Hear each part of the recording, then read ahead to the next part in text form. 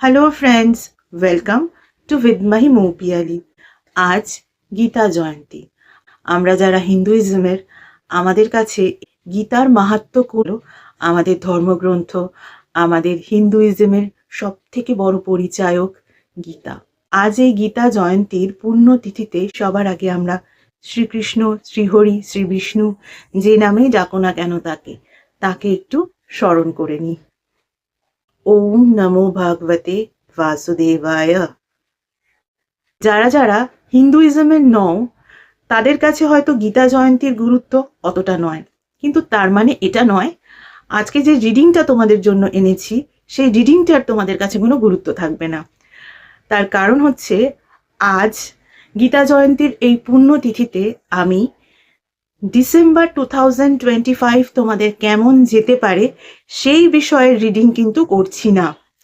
আজকের রিডিংটা কিন্তু একটু অন্যরকম, কারণ গোটা একটা বছর, ইয়ার 2025, যার 11টা মাস আমরা পেছনে ফেলে এসেছি। একটা বছরে আমরা অনেক কিছু শিখেছি, আমরা অনেক কিছু জেনেছি, আমাদের অনেক অভিজ্ঞতা হয়েছে। এবার সেই অভিজ্ঞতাগুলোকে সঞ্চয় করার পর, বা সেই অভিজ্ঞতাগুলোকে অর্জন করার পর, বা সেই অভিজ্ঞতাগুলোকে উপলব্ধি করার পর আমাদের মধ্যে এমন কিছু বিষয় তো আমরা নিশ্চয়ই খুঁজে পেয়েছি যেগুলো আমাদের বদলানো উচিত বা যেগুলো আমাদের করা উচিত। তো সেই বিষয়ের রিডিং নিয়েই কিন্তু আজকে আমি চলে এসেছি। এবারে এই রিডিংটা কাদের জন্য? যাদের জন্ম যে কোনো মাসের 1 তারিখ থেকে শুরু করে 31 তারিখ পর্যন্ত, এবং যারা নিজেদের প্রপার ডিওবি জানেন না তাদের জন্য, অর্থাৎ সকলের জন্য। এবারে এই রিডিংটাকে কিন্তু তোমরা তোমাদের লাইফের 5টা important sector, health, wealth, career, education, relationship, প্রতিটা সেক্টরের ক্ষেত্রেই কাজে লাগাতে পারো। কেউ কেউ 1-2 সেক্টরেও কাজে লাগাতে পারো, আবার কেউ কেউ এর সঙ্গে সঙ্গে আরো যে সাবসেক্টরসগুলো আছে সেগুলোকে নিয়ে ওভারঅলও কাজে লাগাতে পারো। মেনলি আমাদের মধ্যে কি কি চেঞ্জেস নিয়ে আসতে হবে এবং চেঞ্জেসগুলো এনে কিভাবে আমাদের নতুন বছরে প্রবেশ করতে হবে সেই বিষয়ের রিডিং নিয়ে কিন্তু আজকে চলে এসেছি। তাহলে চলো আমরা দেখে নিই আজ এই গীতা জয়ন্তীর পুণ্যতিথিতে ভগবান শ্রীহরি আমাদের কি কি বলতে চান। এবারে যারা হিন্দুইজমের নও, তারা যে ডিভাইন পাওয়ারকেই মানো কিনা, সেই ডিভাইন পাওয়ার আমাদের কি কি বলতে চান চলো আমরা একটু দেখে নিই। চলো তাহলে শুরু করা যাক। এটা কিন্তু ভিডিওর 8th পার্ট। এর আগে ভিডিওর 1st, 2nd, 3rd, 4th, 5th, 6th and 7th part already uploaded. যারা যারা সেই পার্টগুলো মিস করে গেছো তারা কিন্তু একবার দেখে নিও। ভিডিওর এই পার্টে আমরা দেখে নেব যাদের জন্ম যে কোনো মাসের 29 তারিখে, 30 তারিখে এবং 31 তারিখে, তারা ইয়ার 2025-এ নিজেদেরকে কোন বিষয়ে একটুখানি হলেও চেঞ্জ করে নতুন বছরে 2026-এ নিজেরা প্রবেশ করবে, সেই বিষয়ে ডিভাইন পাওয়ার কি কি মেসেজ দিতে চান আমরা একটু দেখে নিই। চলো শুরু করা যাক। যাদের জন্ম যে কোনো মাসের 29 তারিখে তাদের জন্য কি রিডিং আসে একটু আমরা দেখে নিই।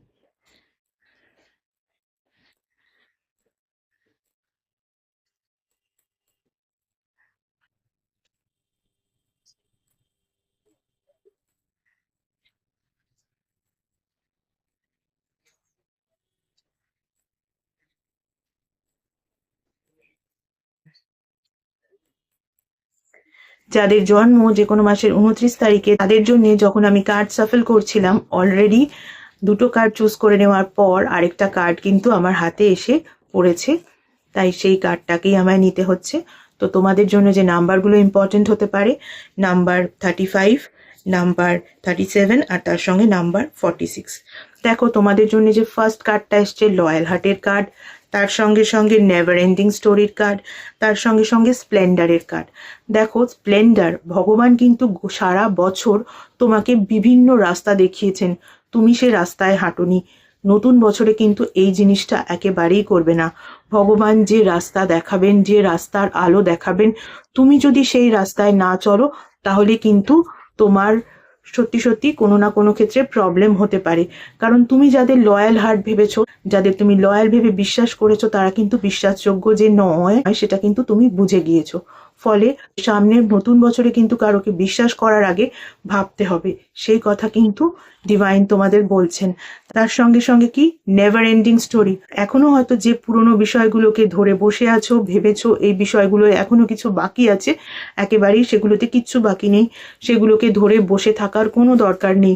সব মানুষ লয়াল হার্ট পার্সন হয় না, সেই বিষয়টা কিন্তু ডিভাইন পাওয়ার তোমাকে বারবার ইন্ডিকেট করেছেন।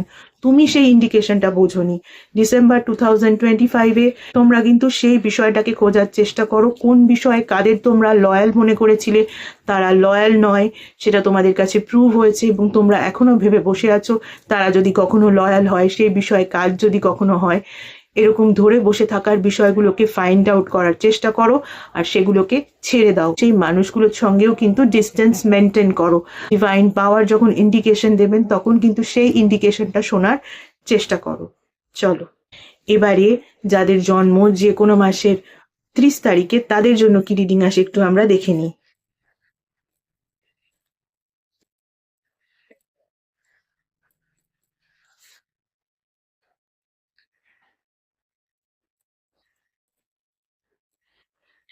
দেখো, যাদের জন্ম যে কোনো মাসের 30 তারিখে, তাদের জন্য আমি যখন কার্ড সাফেল করছিলাম, একটা কার্ড তো আমি চুজ করেই নিয়েছি আর বাকি দুটো কার্ড এমনিতেই আমার হাতে এসে পড়েছে।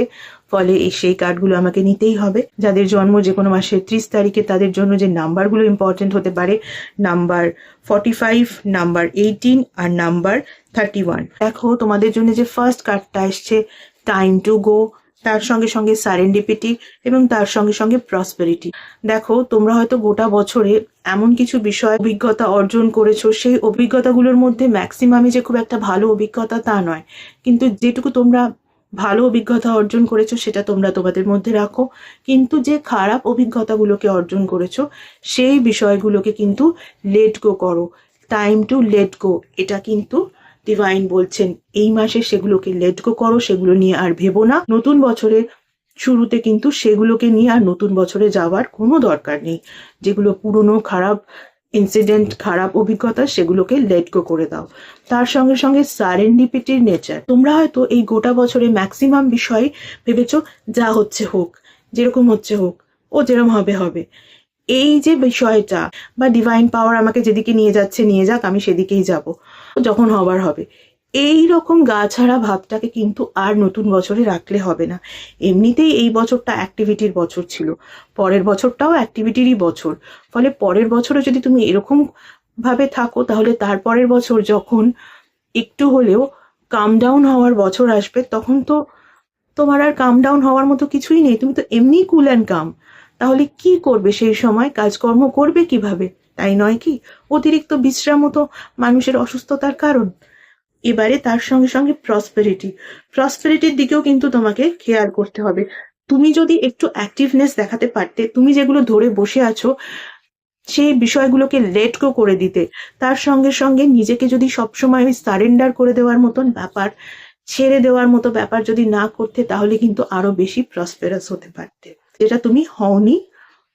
বা হলেও আরো বেশি প্রসপেরিটি তোমার আসার কথা ছিল। তাই ডিসেম্বর 2025-এ কিন্তু একটু ভেবে নাও কোন দিকে এই কাজটা করেছো। Health, wealth, career, education, relationship, যেদিকেই করে থাকো সেই দিকেই কিন্তু চেঞ্জ করার চেষ্টা করো। চলো, এবারে যাদের জন্ম যে কোনো মাসে 31 তারিখে, তাদের জন্য কি রিডিং আসে একটু আমরা দেখে নিই।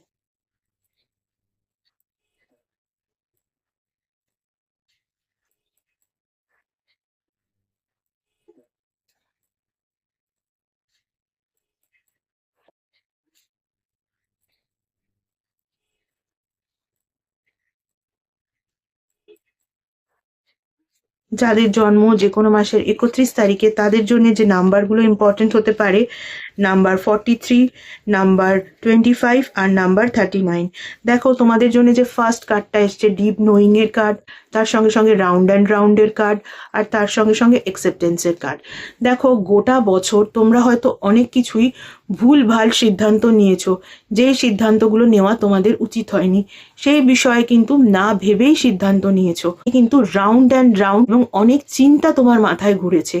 এই বিষয়টাকে কিন্তু চেঞ্জ করতে হবে। নতুন বছরে কিন্তু এরকম হুটহাট ডিসিশন নিলে হবে না, ভেবে চিন্তে ডিসিশন নিতে হবে, যাতে তোমার মাথায় অন্যান্য চিন্তা তার এফেক্টে যেগুলো ঘুরছে সেই জিনিসগুলো যাতে না হয়। আর তার সঙ্গে সঙ্গে অ্যাকসেপ্টেন্স, তোমাদের কিন্তু এমনও দিন গেছে যেখানে তোমরা অনেক কিছুই অ্যাকসেপ্ট করতে পারোনি। এবার অনেক সময় এমন হয় কোনো কোনো জিনিস তোমার অ্যাকশানের কারণেই ঘটছে, ফলে সেই জিনিসটাও তো তোমার অ্যাকশানের কারণেই ঘটছে, ফলে সেটাও যে হবার তাই হয়েছে। সেই জন্যে কিন্তু অ্যাকসেপ্টেন্সের ওপরেও কাজ করতে হবে, নিজের অ্যাকসেপ্টেন্স পাওয়ারটাকেও কিন্তু বাড়াতে হবে। সুতরাং তোমাদের কিন্তু নতুন বছরে যাওয়ার আগে নিজেদের ডিপ নোয়িং এর ওপরে একটু কাজ করতে হবে, যাতে কোনো সিদ্ধান্ত ভুলভালভাবে হুটহাটভাবে না নাও। তার সঙ্গে সঙ্গে সেই সিদ্ধান্ত নেওয়ার ফলে যে সমস্যাগুলো তৈরি হয় সেই বিষয়গুলো তৈরি যাতে না হয়, মানে সিদ্ধান্ত যদি ভেবে চিনতে নাও তাহলে সেরকম সমস্যা তো তৈরিই হবে না। আর তার সঙ্গে সঙ্গে নিজেদের মধ্যে কিন্তু অ্যাকসেপ্টেন্স পাওয়ারটাকেও বাড়াতে হবে। ভালো মন্দ যাহাই আসুক সেটাকে কিন্তু অ্যাকসেপ্ট করতে হবে। সবসময় যে মানুষের লাইফে ভালোই হবে তা কিন্তু নয়, ভালো মন্দ মিশিয়েই তো জীবন, তাই নয় কি? চলো, ভিডিওর এই পার্টে কিন্তু এটুকুই, তাই ভিডিওর লাস্ট পার্ট দেখতে হলে কিন্তু দেখতে থাকতে হবে। এছাড়া যারা যারা আমার থেকে পার্সোনাল কনসালটেশন নিতে চাও তাদের বলবো, পার্সোনাল কনসালটেশন কিন্তু একেবারেই ফ্রি কনসালটেশন নয়। পার্সোনাল কনসালটেশন কিন্তু paid consultation. Regarding what? Regarding numerology, Vastu, tarot reading, tarot healing, crystal healing, healing with Reiki, healing with meditation, healing with law of attraction, astrology, palmistry, সনাতন ধর্মীয় পদ্ধতিতে spell casting, সনাতন ধর্মীয় পদ্ধতিতে Mojo bag, এবং এমন কিছু স্পেশাল রেমেডিস যেগুলো তোমাদের ওভারঅল ডিটেলস চেক করার পরেই দেওয়া যায়, এভাবে জেনারেলি দেওয়া যায় না, ইত্যাদি বিষয় আমার থেকে কনসালটেশন নিতে হলে কিন্তু স্ক্রিনে যে ইমেল আইডিটা দেখতে পাচ্ছ সেই ইমেল আইডিতে মেল করো তোমাদের অ্যাপয়েন্টমেন্ট বুক করার জন্য। তোমাদের অ্যাপয়েন্টমেন্ট একবার বুক করা হয়ে গেলে তখন কিন্তু তোমাদের টাইম স্লট প্রোভাইড করে দেওয়া হবে, কল নাম্বারও প্রোভাইড করে দেওয়া হবে। যেই টাইম স্লট ওয়াইজ সেই নাম্বারে কিন্তু তোমাদের কল করে নিতে হবে।